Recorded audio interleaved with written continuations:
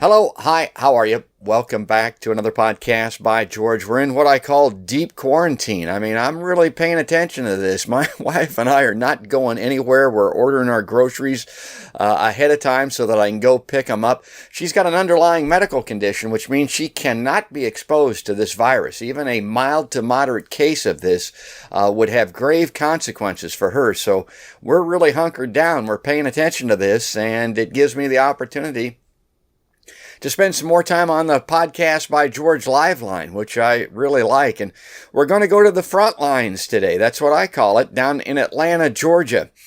A couple of things about Atlanta. It's near and dear to my heart. When I was schlepping around the country with a suitcase, Atlanta was a place that I went to often. So I know Atlanta pretty well, and it's a huge metropolitan area. You're hearing a lot about Los Angeles and New York, but I was always told when I was down in Atlanta that it was the largest metro end to end because of the highway system or something like that. It's like 100 miles from one end of an Atlanta suburb to the other end. And I mean, it's a huge place.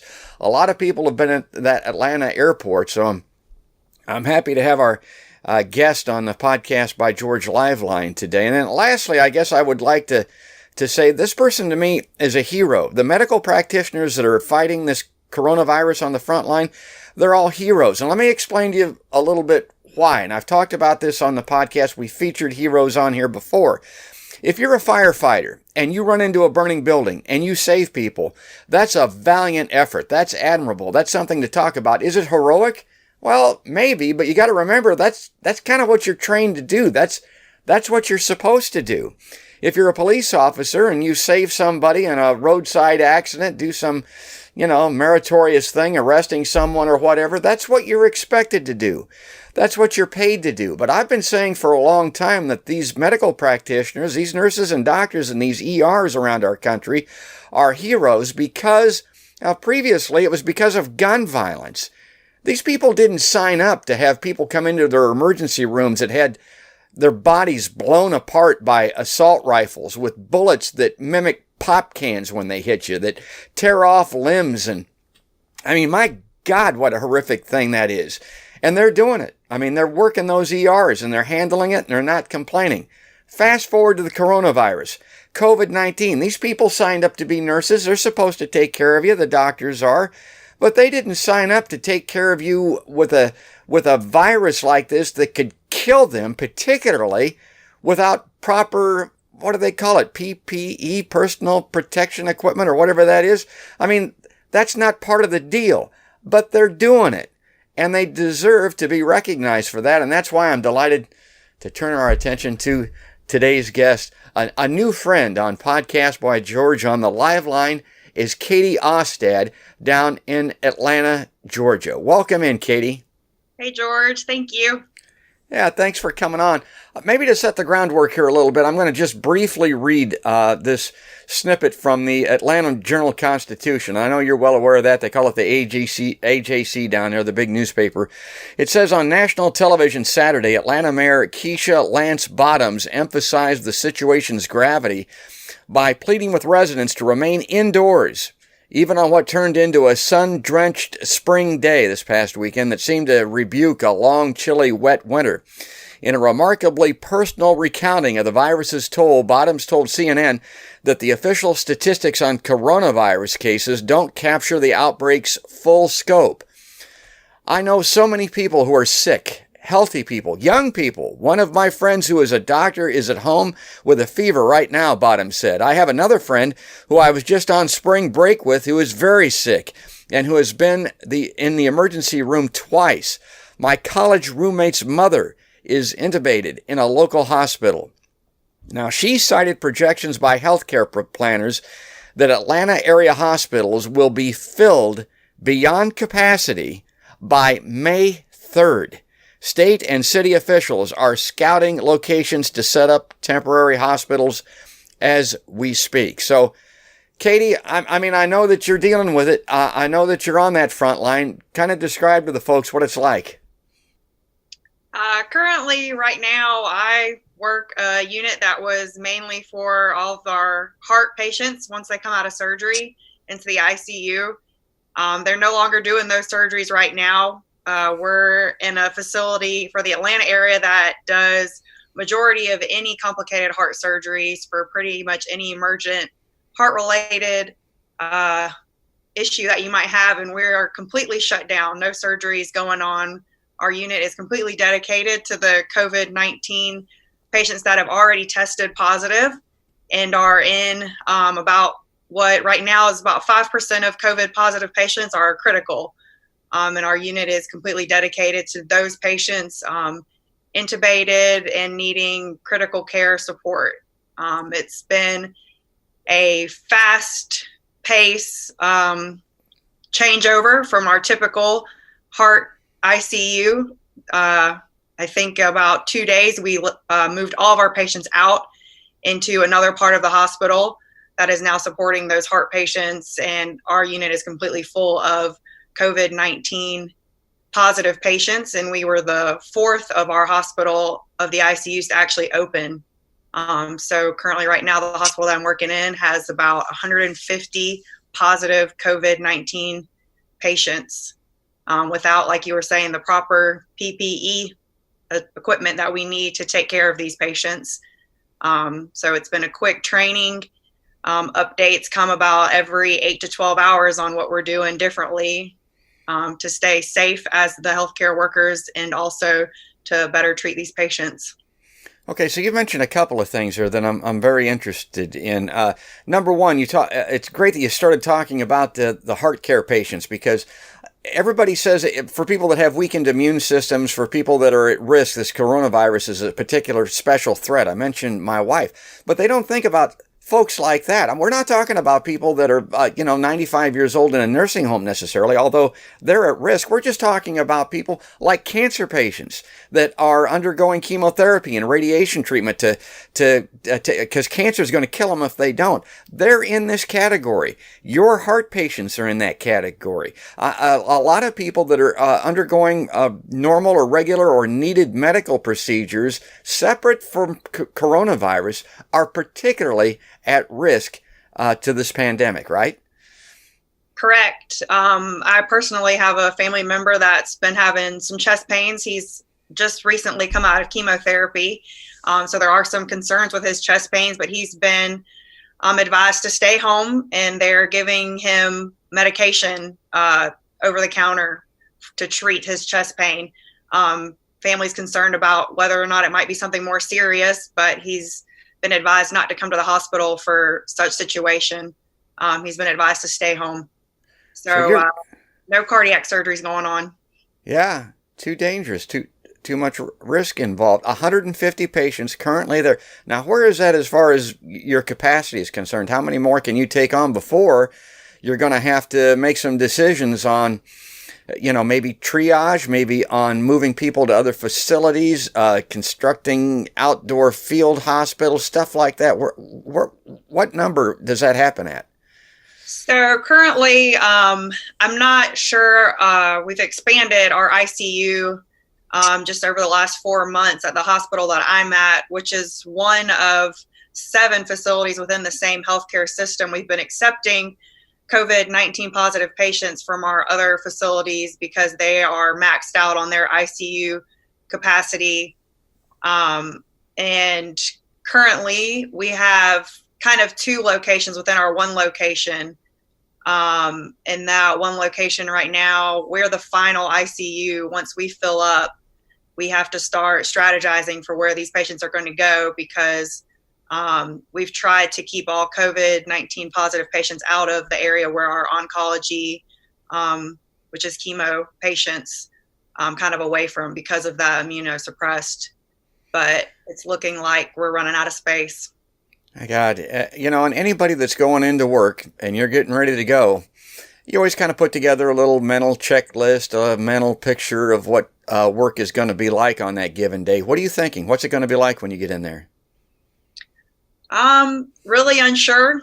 Pretty much every shift is something different. I've walked into, coming in thinking I'm going to still be taking care of my cardiac patients to a completely empty unit, and they're sending me to our respiratory ICU that is full of COVID-19. So my first shift's taking care of a COVID-19 positive patient. I had no idea when I was walking into it. But of course, we take it on and do as we're supposed to. And pretty much my focus on the way to work today will be running through the proper PPE precautions that I'm supposed to take when taking care of these patients, just so I can keep myself safe. And I am still coming home to family. So the proper things that I need to remember to take care of these patients, but also to come home and keep my family safe. Well, good on you.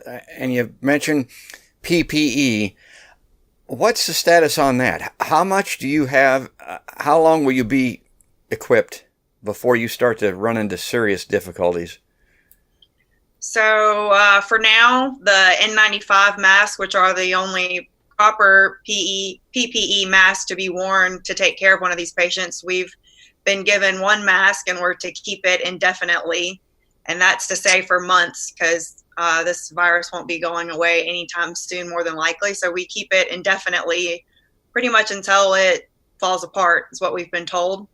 So we have that, and then glove, gowns, goggles.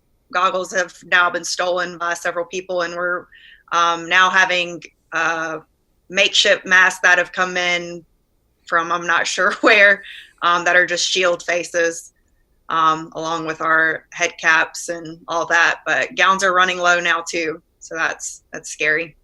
Now, gowns can be washed, right? Or can they be? No. Nope, these gowns are completely disposable. They're just light shield, just basically to keep what's on the outside out off the scrubs. So you put it on before going into the room, and then you take it off before coming out. And these are completely thrown away. And the mask that you talked about, I heard that in some hospitals they were being given paper bags, putting their names on them, set them aside. Is that what you're talking about? That's what I'm talking about, George. Wow. I mean, so it seems like if they're used and reused even, that they will degrade and their effectiveness will lessen, right? Yep, that's kind of the scare for one of the things right now. And also, once you've been in the room and you've worn it in the room, likely the virus is on the outside of that mask. And I mean, it's being kept in the paper bag, but there's a lot of unknowns and things that are scary about it. But I feel safe in the fact that I have it rather than nothing.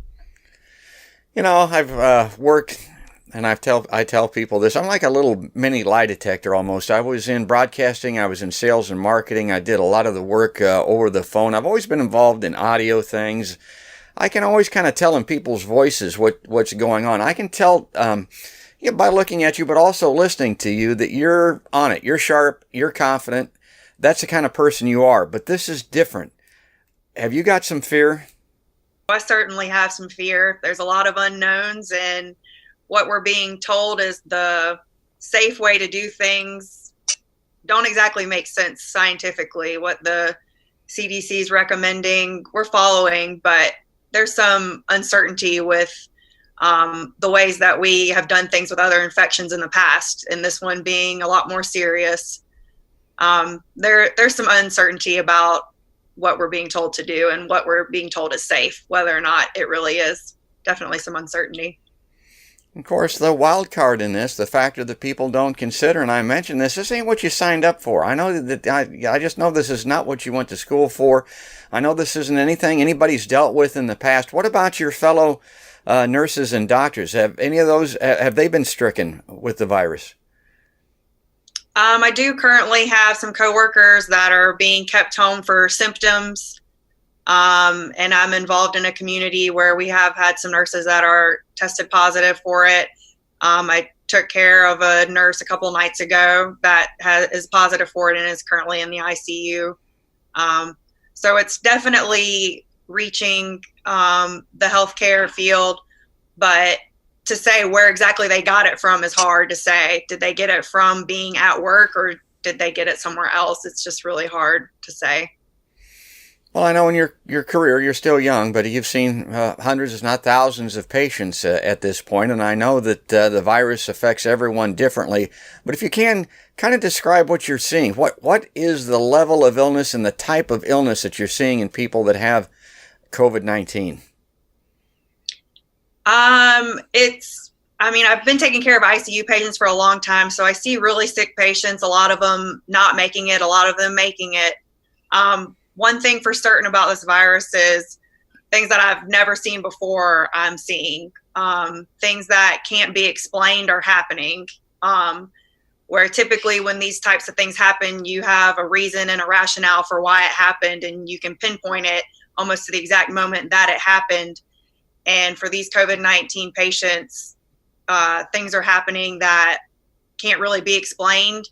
And you wonder if there's not some sort of illness that they had beforehand. Young people coming in with no other comorbidities, no previous history of any sickness or illness, and really bad things are happening to them that would typically be explained by some other illness, but they have no record of it, no history of it, apparently completely healthy before this virus. And typical measures that we would take to help them in those situations aren't working.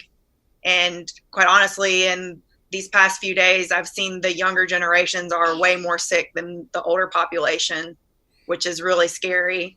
And as a nurse, typically I know what to do to help these patients at the bedside and in emergent situations. But with these patients, it's so unfamiliar. I half the time I don't know what to do next or what these patients need next. Well, what they need is a vaccine, obviously, but they're telling us that's 2 years away, if ever. And you got to remember, the common cold's been around a hell of a long time. It's a virus. They don't have a vaccine for that, not one that works. So everybody that thinks that that's a deadlock certainty that it's going to occur might want to rethink that. What they do need, obviously, are drugs or some type of treatment invented or discovered to mitigate the symptoms in the meantime. Is that being discussed? Is that a possibility? Is that something that you're hopeful of anyway?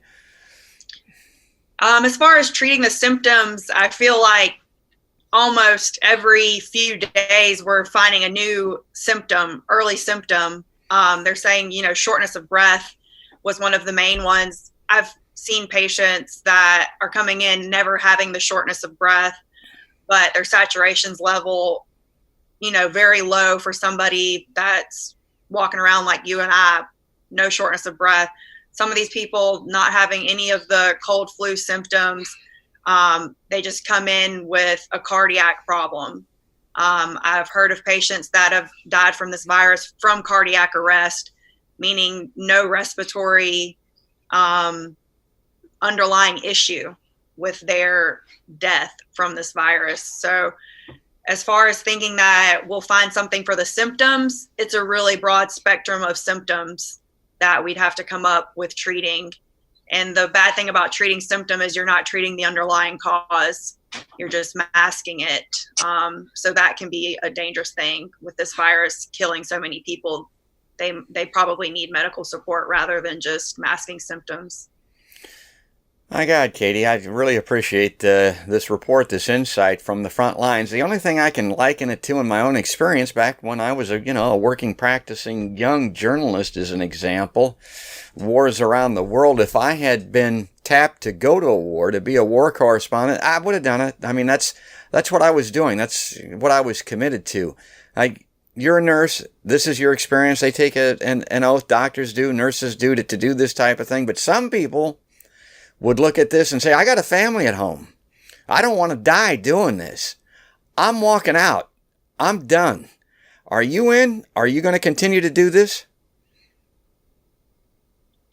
I'm definitely in there to continue to do it. The first night that I took care of a COVID positive patient, I had to have a talk with the family that I come home to with whether or not me coming home was a good idea. And on the other end of that phone conversation, I got I don't know that I like you doing this. And I asked if that was a request for me to quit.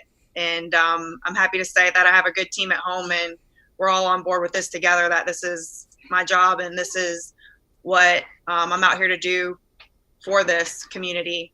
So I'm sticking to it. I'm in it for the long haul.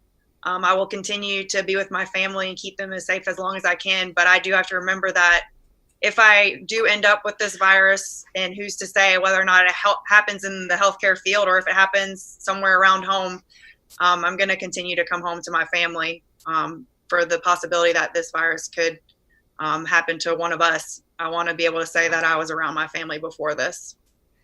My God, Katie, that's well said. Good on you. Like I have said several times, you're a hero in my book. We're going to have to leave for today. I'm glad to have you as a new friend of Podcast by George. I want to give you the last word for sure. Anything here you want to tell people about this before we sign off today? I just hope everybody stays safe and don't think that just because you're a younger generation that it's not going to hit you, or just because you're healthy that you're safe. Try to stay in and away from large groups as much as possible, because it's getting everybody, and it's definitely been far scarier seeing the younger, healthy generation with this virus. Absolutely. That's the word, folks. That's Katie Ostad. She's got it. She knows what she's talking about. Pay attention to her. Heed the word. And again, thanks for coming on, folks. That's Katie Ostad on the Podcast by George live line down in Atlanta on the front lines in the hospital nursing during the coronavirus COVID-19 2020. That's going to wrap it up. That's all there is for today, folks. We'll be back soon. That's another podcast by George.